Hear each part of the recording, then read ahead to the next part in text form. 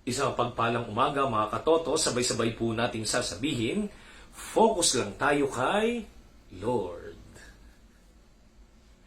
February 27 po ngayon, 2021, araw ng Sabado. Ngayon atin din pong kino-commemorate ang ating mahal na ina, Our Lady's Saturday. At sana po ipagkatiwala natin palagi ang ating mga intensyon sa buhay sa mga panalangin ni Mama Mary. Alam niyo mga kapatid, sa ating unang pagbasa sa chapter 26 ng Book of Deuteronomy, dito po mapapakinggan natin na si Moises, sinasabi niya yung mga nais ng Panginoon doon sa bayang Israel. At anong nais ng Panginoon sa bayang Israel? Sumunod sa kanyang mga tuntunin. At makikita po doon kung paano ipinapahayag ng Panginoon ang kagandahan ng pagsunod, ang biyaya ng isang bayan na sumusunod sa kanyang tuntunin. Pero meron po isang linya doon na talagang pag pinagnilayan mo, wow, sasabihin mo, thank you, Panginoon. At ano po yung linya na yon? Sabi po dito sa ating unang pagbasa, ipinahayag naman niya sa inyo na kayo ay kanyang bayan tulad ng kanyang pangako.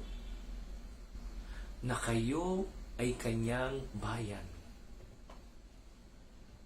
Wow! Thank you, Lord. At kami ay kinuha ninyo, inangkin ninyo. Maraming salamat, Panginoon. At dahil sa pag-angkin nyo sa amin, mas naging mabiyaya ang buhay, mas naging maraming grasya ang buhay. Ay, pero may katotohanan din po ang buhay ngayon. Na marami sa mga tao ang nagpapang-angkin kung saan-saan. Sa mga bagay, sa mga sitwasyon sa buhay. May mga taong nagpapaangkin sa pera, na hindi kikilos pag walang pera. May mga taong nagpapaangkin sa kapangyarihan, impluwensya, koneksyon. May mga taong nagpapaangkin sa mga masasamang barkada, nagpapaangkin sa mga estado ng buhay, na nagbibigay sa atin ng fake na happiness.